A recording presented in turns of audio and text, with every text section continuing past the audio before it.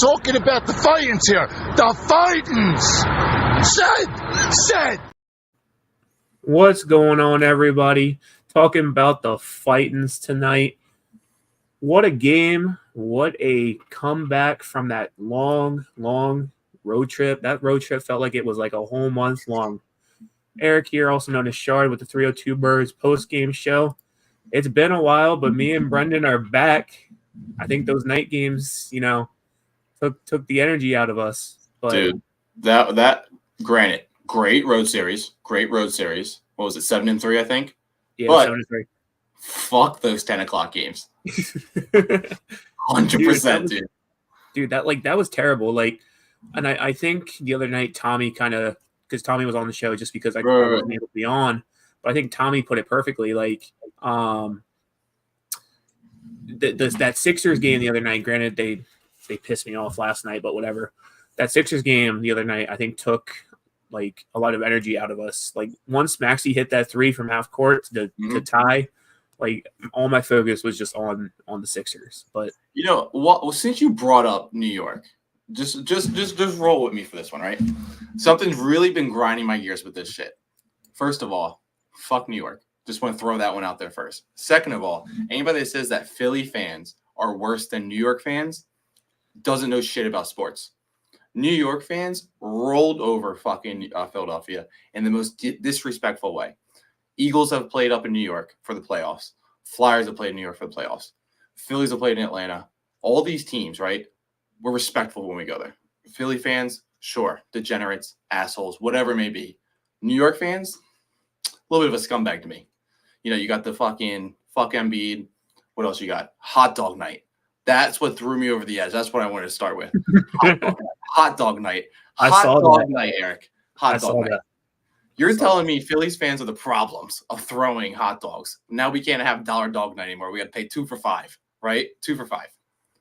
I'm pretty sure I watched a couple of New York fans throw a fucking couple of hot dogs around. Guys, when I'm telling you that Brandon went into a long rant on his Instagram story the other day, this guy went into a long rant. It threw me over the edge. Yeah, I mean, New York, here's the thing. New York fans and Philly fans, I feel like, are one and the same. We both just fucking suck, in a sense. We suck in a good fucking way. We know we suck. We embrace the suck. New York fans just doesn't know they're fucking assholes. Yeah, I don't know. There's nothing that grinds me more, will get me more set off than talking about a New York fan. Hey, no, but listen, you know what I was thinking about earlier? And I feel like you might agree with me on this. The fucking Giants pitcher that they had tonight, I think his last name is Jelly. It's Hjelle. I think the Sixers should look into signing him to back up Embiid because that fucker is tall as shit. Dude, it's insane. You know what? Just put Jeff Hoffman out there. 6'7". He's gonna be your guy. Jeff Hoffman actually had a really good outing. Struck out the side. Yeah, but getting into our first topic for tonight before we get too sidetracked, I want to talk about Nola. I personally am not the biggest Nola supporter. I said this for weeks, and I know everybody hates on me for this, but I personally don't think Nola should have gotten the contract that he got, especially after last year. I mean, granted, he's decent, but tonight he just looks super off to me. And I don't know if you agree with me, but he was just having start of the game, he was just having issues striking people out, having issues with people fouling off of everything that he had. Was walking guys, was letting up hits. I don't know. Yeah, he had a real shit line. 4 innings pitched, 4 hits, 2 runs, both were earned, 4 Ks, 4 walks. I know with the 4 walks that tied his season high. I think that was against the National Series. I was talking to one of my buddies tonight. I look at Nola in a different way than I think a lot of people do. I don't know if it's just I give him a little bit extra leash because he has that $170 million contract. I would have given him that contract either way because I'd rather have him here, whatever the hell he's doing, rather than him down in Atlanta, because that's probably where he would have, ended up at. But Nola's Nola. If you can put it into perspective in your mind that he's going to give up a home run, he's going to give up a bunch of hits, but at the same time, I think his Ks through 10 or Ks through 9 is above a 10 right now. Even through 4 innings, he had 4 Ks. Like, he's getting at least one batter out with a strikeout. But there's going to be games, there's going to be innings where he's going to give it up. He throws that meatball pitch, the knuckle curve will sit there. His fastball, to me, the velocity isn't there as much as it was beforehand. The command is a little bit iffy. But up until tonight, he had an average of 7 strikeouts. I think tonight was a one-off. Who knows? But I'm still on board with Nola. I'd rather pay the 170, keep him in Philly, than allow him to go to Atlanta, because if he did go to Atlanta during the offseason, he would be their ace right now. I think that would have fucked them more than anybody could imagine. Yeah, I mean, especially with Spencer going down, if he did go to the Braves, it would have kind of fucked us over. But I think, honestly, not even with Nola right now, because you were just talking about velocity, and I want to kind of touch on that because it was brought up during the game tonight by the announcers. Just like all the injuries with pitching right now is just crazy, because I mean, they just put, I think it was Marte on the 15-day IL, 10-day, 15-day with inflammation. So I mean, like, the whole thing right now with velocity, and I think it contributes down to the pitch clock. I don't think the pitch clock is kind of helping in the way that they thought it was going to help. Granted, I like the pitch clock in the sense of that it's speeding up the game, especially with these, like, late starts lately. Oh, yeah. It's not as long as it could have been. But I think with the pitch clock, what it's doing is it's kind of messing with guys and getting them to where it's like, okay, I need to speed up. I need to throw faster to kind of get these outs, so that way the game is not taking as long as it once did. Yeah, and I was thinking about this. I think it was like the Nationals Red Series, sometimes around that time. Caleb Kaufner, I think, has probably been the best thing that's happened to the Phillies this season. With all the injuries, with Bieber, with, Walker going out, with Strider. And when I say Walker, I mean Walker Buehler, not our shit show of a Tywin Walker. But I think one of his priorities was command pitches. Don't worry about velocity. I think that's what Wheeler's had a really good time with. Turnbull, Sanchez, Suarez, like all these guys, they're not pitching 99, 100. No Philly, I think anybody that's a starter is pitching higher than a 98. And I honestly think that's high. I think maybe a 96 or 97 is really the max. But the command's there. And I think that's one thing that they really put into perspective during the, the off season, going into spring training and everything. Don't worry about throwing gas, right? You're not going to be able to go 7-8 innings like these guys have been if they're going to throw, 100-mile-an-hour pitches 5 times an inning. That's not going to happen. But I think the command really has been what's put them in like a success type of thing. Yeah, and I mean, like Star Wars says here, at least there were no home runs by Nola. I was really surprised that he didn't let up a home run tonight, but he also only went 4 innings. Yeah. So I mean, no, go ahead. So I mean, like, he only went 4 innings, so I mean, he didn't let up a home run. But at the same time, it's like you kind of have to, like you said earlier, expect that he's going to give up a meatball every time he goes out. Yeah, it's just going to happen. Sorry, I'm just reading through the comments. No, you're good. I just wrote that. I'll answer that one for you.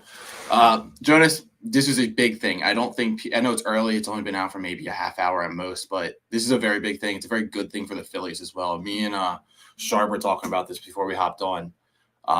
The Marlins are like a pesky team, right? They're a team for the last, let's say, decade that they're dumb losses for the Phillies every single time, whether it's in Miami or in Philly. They lose these stupid-ass games. Sending Luis over to the Padres is huge because, A, now you're going to get these wins back from the Marlins, so you're going to be able to take these wins and these games and go ahead of the Braves. Then at the same time, you're on the Padres fighting with the Dodgers, killing the shit out of them too. This is a huge, huge thing for the Phillies, and they didn't even have to do shit about it. And then at the same time, whether they're going to be buyers and sellers, I think number one, your biggest priority going into the trade deadline that will allow you to go to another level come like October is get a closer. I think Alvarado needs to be that 8 guy. I think Hoffman's that 7 guy. Unless Kirkring can come out of the woodworks, I know he's had 7 games, 7 innings, maybe has given up a run or 2, but nothing over the top. He doesn't look like those last 3 games that he had last year going into the playoffs, but he's just not there yet. But I think maybe a guy like, I love Miller from the A's. I know he's young, but the A's are a team that will sell off very quick. Guys pitching 102, 103, blew the Yankees out of the water. Juan Soto didn't even look like the guy that he actually is. So I think buyers come the trade deadline is huge. it's what's going to have to push them to go further in October. Yeah, I mean, I definitely agree. I definitely think that we do need a closer, and I kind of want to touch on this as well, which this is a great topic tonight because we're kind of getting into it. I want to talk about the whole situation with Turnbull right now, and I don't know if you saw earlier, but supposedly they're announcing their decision tomorrow. Okay. There's a slight possibility that Turnbull could be a closer.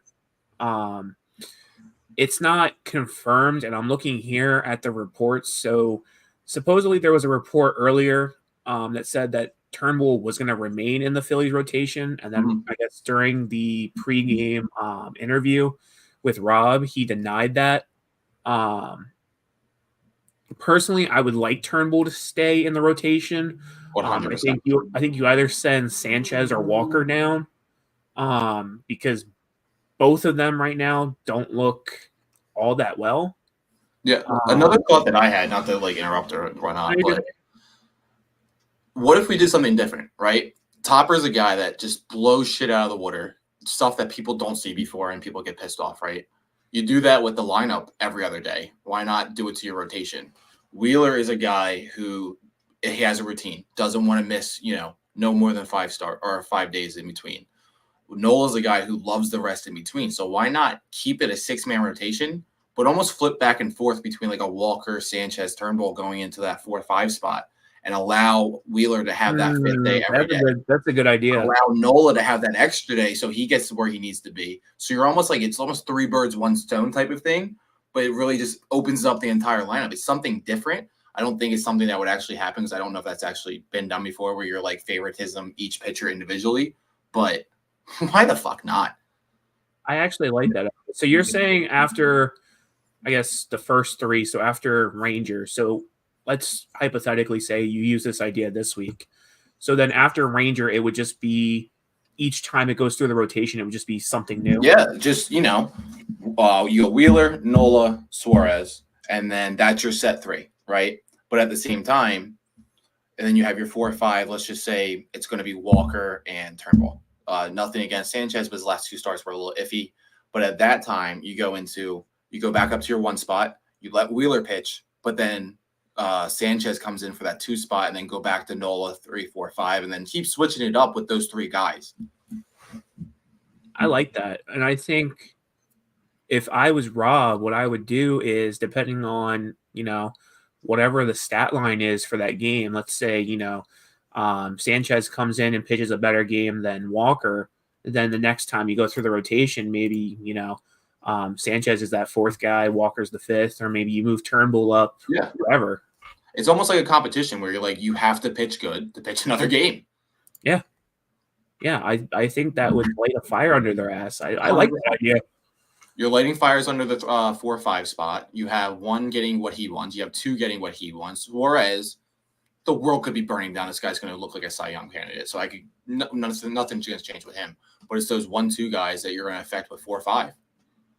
Yeah, I like that. And another guy that's kind of had a fire under his ass right now that I want to talk about is Alec freaking Bohm.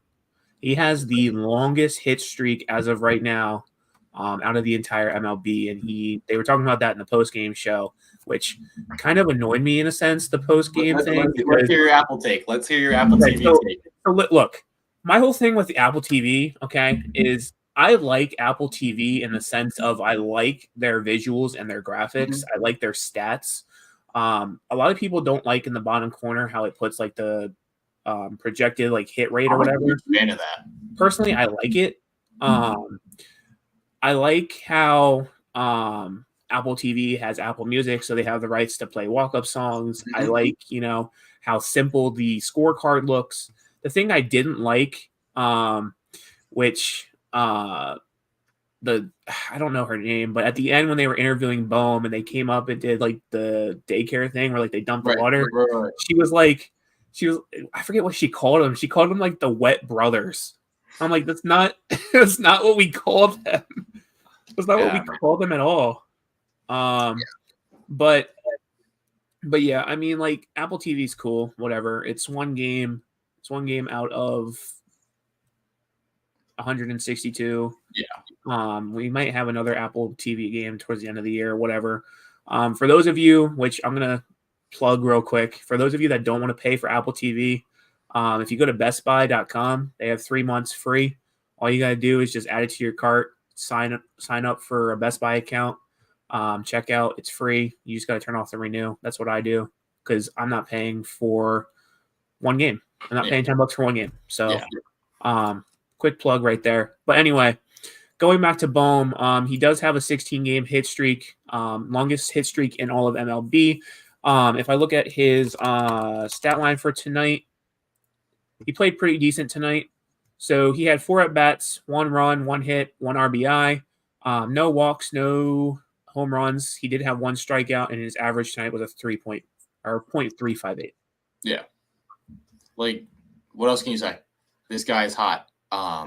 You could say this is a hot take. You could say this is, just me being a Philly fan and blowing shit out of the water. But I think as of right now, this team has the best pitcher in baseball, and they have the best hitter in baseball. Other guys are doing really well. Mookie Betts is really good right now. All these other guys, I know Shohei's heating up, but Alec Bohm and Ranger Suarez are the best 2 players in baseball, in my opinion, right now. And probably some of the most underrated guys in baseball, too.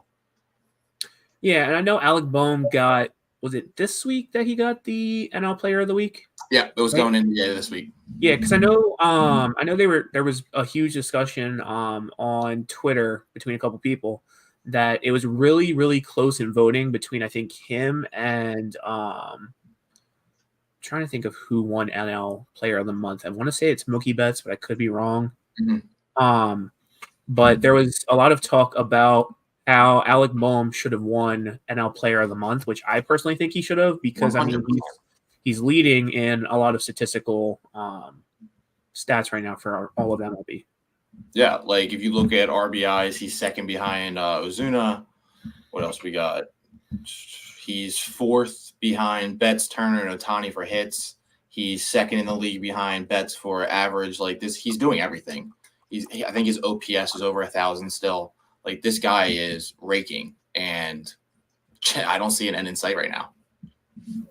Yeah, and I mean, speaking of the daycare, I think the one thing that I kind of want to touch on right now, and when it was me, you, and Dolt, I think a while ago, when we were talking,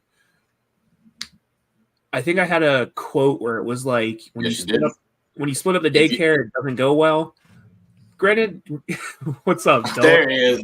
Don't worry, I'm just backstage. I got in late. Sorry, guys, but go ahead and take it away. I don't want to interrupt. Take it away. That was a golden quote. But they haven't split up the daycare. Like, whenever you sit Stott, you sit Marsh. So, I mean, like, it's kind of they're sitting at the same time. But what I mean by splitting up the daycare is you have to have them hit back-to-back. Yeah. And you don't have them hit back-to-back. And you look at what Stott's doing right now. Granted, he's kind of iffy. I think he had 1 hit tonight for a single. But I mean, like, Stott's kind of in not a major slump, but he's in that slump where it's like kind of concerning because it's not what we saw last year from him. Yeah, I think the biggest thing with looking at him right now is he doesn't look like Castellanos in a slump, right? He's still doing the daycare stuff afterwards with bubblegum and water. He's still laughing, joking around with Marsh and Bohm. He's not down in the dumps. He's not looking like, he's pissed off at the world after he has these bullshit-ass check swings. He's still having fun. It's going to turn around. It's going to turn around sooner rather than later. I definitely think he should be hitting higher than Cassie in the lineup. I think Cassie should be 9, and even at this point, Rojas should be 8. Piss the guy off. I know we're not talking about Cassie, but somebody needs to at this point. But yeah, he's having fun. Let him have fun. Baseball's a fun game. That's the whole point. Just let him have fun. Let him go. He's a young kid. Yeah, I mean, my thing with Rojas, and you kind of saw it tonight, which we knew it was coming because if he can rob home runs, then somebody's going to rob his home run. Mm-hmm. He did have that really good hit to the center field wall, right where the bushes are. And the Giants player, came up and grabbed the ball. But I think the difference, and we say this all the time, I think the difference between Rojas and Nick is that Rojas, again, with him only being up for maybe like a year. I would say 80 games at like a max right now. About half a year. Yeah. with him being up, he's proving that he deserves to be up here. I mean, with Nick, granted you have a contract, and I say this all the time, you got to sit the guy for a game or two. Yeah. You got to get his at bat up. And I mean, like, my thing with Nick is he's not doing what he needs to do. His plate discipline is horrible. He's swinging at things that are way over the plate, way inside, way outside. He just looks like he doesn't give a shit. Yeah. And I'm sorry. He doesn't. No, you're not wrong at all. Like, not in the slightest. But I think everybody in this area thought after he hit that home run last week that everything was going to turn around. And fucking hell, man, nothing's changed. It's almost like that was like an anomaly and just screw everything else and we're back to normal. Yeah, and I mean, looking at his stat line tonight, did he even he didn't get anything. He fucking sucks. He has four at bats, 0 runs, 0 hits. Ooh. And like, I'm good, right? And like, this is just me as like an old school baseball fan, right?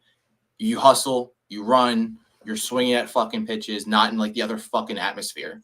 But if you're doing this shit and it looks like you're having fun, it looks like you're hustling, there's nothing that means more than anything in this world to a Philadelphia sports fan than putting in work. And I think I'm one of the last few people right now that has Castellanos' back. But fucking hell, man, this guy's making it impossible to fucking root for him right now. Yeah, I mean, like, the other night, was it against the Angels when it was him, Marsh, and Rojas in the outfield? Like, he looked like he was having fun. Like, yeah.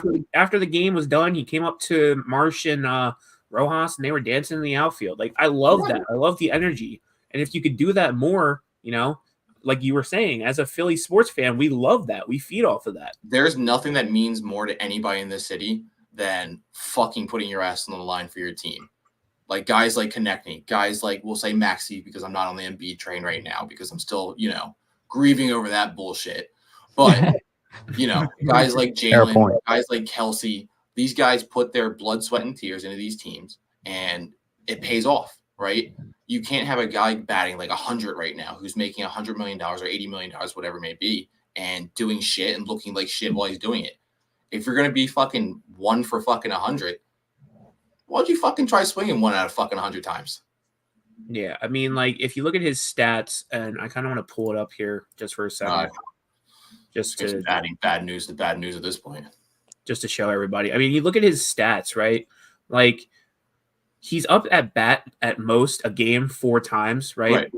But he's only hitting anywhere between once, twice, or not at all. And I think that's just absolutely freaking terrible. Like, I would love to see his whiff rate. There's probably more numbers on his whiff rate than there is in my bank account. Yeah, sorry, I'm reading the comment that Jonas put here. Thank God. Thank God. Gotta love it. Not even the Sixers post-game show, and you're still getting leftovers. Hot. I don't know if you caught the beginning of this with my little. I did. I loved it. I loved the New York it bullshit. It's accurate.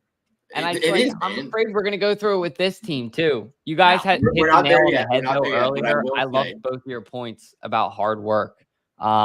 That was a great point. But yeah, man, I don't know. I'm a little bit afraid we might go through it again. What are you thinking, Brendan? You were saying something there a second ago. No, when I tell you, and I mean this wholeheartedly, because there's no more 2 people in this city that I hate more than these 2 guys right here. Tobias Harris, max contract, 29 minutes, 2 shots, fucking 0 points. Absolutely garbage, right? 0 points. So then let's flip this, right? Let's flip this. Then you got a guy on the Philadelphia Phillies, number 99, Taijuan fucking Walker. Great fucking contract for a guy that looked like he could pitch the ball when he was in New York. But then he comes to Philly where he has to actually work his ass off, and he looks like fucking garbage. It's the same person in different jerseys wasting the city's goddamn money. Wow, that's actually a really good comparison. Somebody gave me a bantam comparison to LeBron a couple weeks ago, and I thought that was good after that one game. That was pretty good, I think, for some of my Philly sports comparisons I've heard. Because, that's the best part about Philly sports fans is we get creative with our synonyms and our comparisons. And that's that's half the fun in being a Philly sports fan. That's half the battle. That's what makes it likable, at least for me, is comparing it to other people. Because you have to make this fun because it fucking sucks sometimes. Facts. Facts. Literally, it's suffering. I was looking at a graphic today, and it just showed basically the past. If you look at, I want to say, October of 2022. Oh God, don't do it. Yeah, don't go through it. And it's just been boom, boom, boom, boom, boom. Like every 3 to 4 months, 6 months at most, you're getting either a championship lost or some kind of a gut-wrenching punch. And that, my friends, is just Philadelphia sports for you. I don't know what we need to do to have a goddamn parade in the city. Nothing. I don't think it's going to happen. We got to have you seen the whole thing? And I don't know, I know you're on your whole conspiracy thing right now. Yes, I would love something. Your conspiracy kick. Have you seen the whole thing with who's I think it's Paul Revere, I want to say. Or no. I think it's William Penn. It's one of the two. I might be wrong. You're talking about the Philly curse? Yeah, the Philly curse with That's a real damn thing, Eric. That is a real thing. You know what I'm talking about, right? The statue on top of the building is supposed to be the highest thing in the city, and people keep fucking with it. So anybody that doesn't know, the William Penn curse is a building that was in Philadelphia back in maybe the 70s, 80s, 90s, probably before that. Who knows what fucking year, but it sucks. William Penn statue in the middle center city was the highest building in the city. It was like a gentleman's agreement, right? Yeah, it was like a verbal hand or like a handshake type of thing. Just don't build anything higher because he overlooks the city. They screwed everybody in the city and generations afterwards by building a building that was taller than it, where William Penn could not see the city entirely, where he couldn't oversee the Philadelphia sports teams. And then Philadelphia sports has just sucked since then. Well, they built the Comcast Tower Center, or whatever they want to call it, and I think it was a welder that was welding the steel. He had a miniature statue that he welded onto one of the steel. Yeah. So supposedly the curse is supposed to be broken. Personally, I don't think it is. We'll see. Whatever. But I know you've been on your conspiracy kick right now, so that's definitely something to look into. I'm gonna definitely check that out because I'm just gonna say this: if Brendan's saying it's definitely true, I got a feeling it's probably true. And if it's definitely true, I'm about to go the fuck off on any builder or any person in this city that did that. I'm just saying, they're going to get a little love letter. Well, if it isn't true, I've told a lot of people about this. Even better. Yeah, but I mean, something else bad that happened tonight, which was kind of concerning, and I hope it's not a lingering problem. But Trea Turner had, for a couple games where we've had a lot of base running issues, for him to kind of take that and turn it around and have that stolen home base tonight on a wild pitch was freaking amazing. But I think what concerned me was him running into home plate and him pulling his hamstring. I don't know how serious of an injury it is. Just because all they said was that it was a hamstring soreness, which it could be a number of things. When he did slide in, the Giants pitcher, and I'm blanking on the name right now, the Giants pitcher did kind of pull on his leg a little bit when he was trying to get up. So, I mean, that could be something too. When somebody pulls on your leg, it kind of extends that muscle. But hopefully he's okay, because I don't know if – I mean, Sosa's decent at shortstop, and I think they could play Stott at shortstop, right? Because didn't Stott play shortstop for a little bit? Yeah, I think he was brought up as a shortstop. Because the other thing is you just put Witt there. I didn't even think about that. That's true. Yeah, and he's starting to heat up too. Two-hit Witt, baby. Two-hit Witt. Two-hit Witt. He's okay. I mean, he's your $8 million bench guy. He's as good as he's going to get. I think he's versatile. That's the nice thing about him, like you said. That was why I think they brought him in. Is okay, if you need to put him here, you need to put him here. It's a long season in baseball. It's a long time. So I don't know. Why not try it out? I mean, if it ain't broke, don't fix it. You can. That's the nice thing. You're still earlier in the season, and they're playing very good baseball right now. So they can afford to lose one game, maybe not two. Let's not get crazy. I don't want ballpark coming for my head. Yeah, we don't lose series here. Yeah. I think my thing with Trey right now is that he's not looking like how he was at the start of last season. I think that's my biggest takeaway from him at the start of this season is that he looks a lot more confident, and he looks like we don't have to do another standing ovation. Good point. I mean, I like the whole idea of a standing ovation, but I think with that, unfortunately, a lot of media outlets kind of blew that out of proportion. Well, why the fuck do you need to stand up for a guy? Why does he need it? He doesn't. He should be playing like he always is. Going back to my first point of the night, fuck New York. Fuck the Mets. Because they did the same damn shit to Lindor this year. Meet the Mets. If anybody needs a job, they're hiring for Mr. Met, by the way. They are. Yeah, they are. I was gonna suggest it to Matt Bear, believe it or not, Shard. I don't know if we've introduced you to Matt Bear yet, Brendan. I know who Matt is. Yeah, we'll have to take you to the Discord where things get real, but it's insane in there, Brendan. But anyway, Matt Bear is probably the second biggest Mets fan I know behind JJ Seglio. He's definitely the biggest Islanders fan. If you hate Knicks fans, dude, I'm telling you, you gotta talk to JJ Seglio. This kid the other night, oh my god, dude! Like Knicks won, and I wish the best for Knicks because like Brunson just looks amazing on the paint, whatever. But like JJ Seglio, I'm sure you're watching this, buddy. Good luck to you, man, because God, I hate fucking arguing with you. You don't know how to stop. He's like, if there's a brick wall and you have a Mr. Bouncy ball and you're in an alley and it's two fucking brick walls back to back and you chuck that shit as hard as you can, that's just not stopping. One comeback. And it's like that all night. He's such a good kid. He's passionate about his team, just like we're passionate about Eagles, Phillies. Why am I blanking right now? Sixers. Flyers Eagles. Now you're right. You hit the nail on the head, Chart. Eagles, Phillies. We'll go to a couple Flyers games here and there. Sixers. But no, in all seriousness, we do love JJ Seglio. We love the Buster Balls, JJ. But without you, every Batman needs a Joker. You know that. Yeah, but Brendan, I'm gonna let you take the lead on this next topic because this was your idea. And you were kind of pissed off about this, texting me. Brendan was like, here's our fourth topic. We got to do this. So I'm going to let you take the lead on this one just because I think this is your baby. Yeah. Big thing here. I've been, I think everybody by now knows I'm a snob for baseball, not just Phillies, but the sport as a whole. With that, watch a lot of ESPN, listen to a lot of podcasts, radio shows, MLB Network, the whole nine with it, right? You know who you don't hear shit about right now is the Phillies. They have 22 wins. Before this game, they had 21. They still had the most. And in an hour segment, I think there was about a 5-second thing of talking about the Phillies. And this wasn't just like, a recap of a Thursday night when there was 5 games.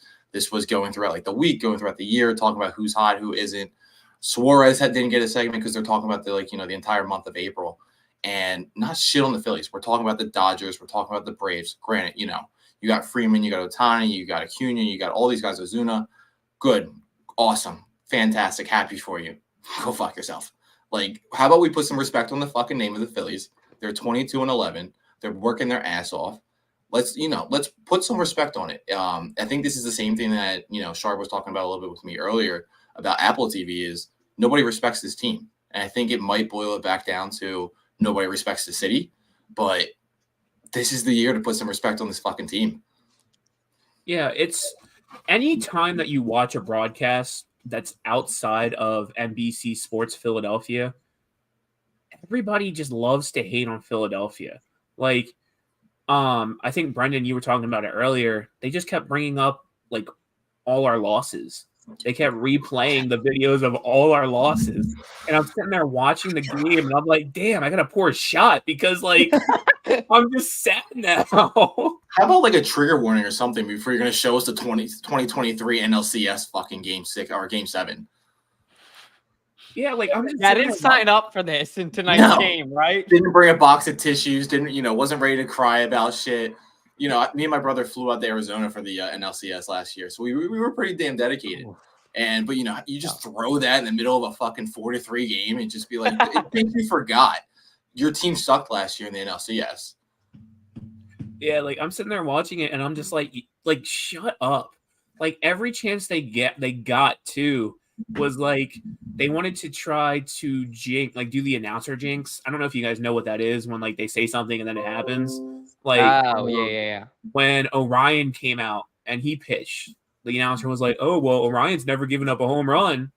And then fucking, you know what happens? Granted, it didn't, but somebody got like a really solid contact on the ball. Luckily, Nick Castellanos caught it at the warning track, but it was like this close to being a home run. Mm-hmm. I mean, like every single time that you don't watch something on NBC Sports Philadelphia, the announcers, whether it's Eagles, Sixers, Phillies, Flyers, Union, Stars. I don't think Stars are actually a thing anymore. But you know, everybody just loves to hate on Philadelphia. And like, you know, Jonas said here, it's Philly versus the world. Like they chant at every single game, you know, they don't like us, we don't care. And we don't. I mean, if you don't like us, fuck it, whatever. There's a door. Embrace that shit. Embrace it. It's like a cult here. It's like if you're a part of it, it's the greatest thing in the world. Welcome. Are you not entertained? It's like that. You know what I mean? Are you not entertained? Exactly, yeah. But if you're not a Philly fan, you fucking hate us. And you hate us so much. And I totally get it. Because there is certain fan bases that when I see them, I'm like, oh my God, Mets. Okay. Cowboys. Especially those Cowboys, Lakers, Yankees. The Cowboys are all in, man. The Cowboys are all in. Remember that. Oh, yeah. Next year's their year, right, Shard? Right? Yeah. Hold your breath. Hold your breath. They won the draft somehow. I don't know how in the fuck the DraftKings they have plus 1,700 odds, the same as us. That's that is insane. the deal. Put your money on the Eagles. I won't beat a dead horse because I made a whole video about it on our YouTube channel, guys. But the fact that the Eagles are 17-1 odds for the Super Bowl right now and the 8th favorite is disrespectful. But it just goes to show to hit this headline home even more. It doesn't matter what sport it is. Football, disrespected. Baseball, first team to 20 wins, like these guys pointed out, still disrespected. It's actually baffling to see, like Shard also pointed out, it's got to be NBC Sports Philadelphia or somebody that either grew up a fan, which 9 times out of 10 it is on NBC Sports Philadelphia, or is employed to be a Philly sports fan to actually talk in a positive manner about this team. There's some instances I will say I get. I didn't like the whole Mitchell Robinson thing with Embiid. Okay, I get that. But most of the time, Philadelphia isn't as bad as people make it out to be. Yeah, and I mean, like, even throughout the broadcast tonight when they had Nola on the mound, all they were bringing up was, like, granted, they said some good things about Nola. I'll give them that. But there was also, like, oh, well, Nola's, you know, letting up home runs. Oh, Nola can't get adjusted to the pitch clock. If you look at pitching right now, and I'm looking at it right now, we're the first in the NL for most statistics. 100%. ERA 2.22, first in NL. Strikeouts 9.30, first in NL. WHIP 0.95, first in NL. You know who's the NL pitcher of the fucking month? Ranger Suarez. You look at his statistics.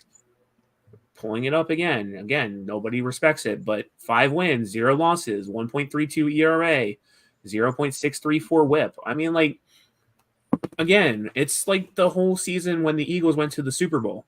Everybody wanted to hate. Oh, Jalen Hurts isn't that guy. Jalen Hurts is not going to do what he needs to do. Granted, we lost, but if you look at the statistics, you know who had a better performance quarterback-wise in the Super Bowl? Jalen Hurts. Yep. So, I mean, it's just like, I don't know. Granted, you know, this was something that you brought up, and I completely agree with it, Brendan. But, I mean, like, it's year after year where Philadelphia just doesn't get the respect that it deserves. And until we finally, you know, I think win a championship, hopefully, fingers crossed, here in the next year or two, I think until then, we won't.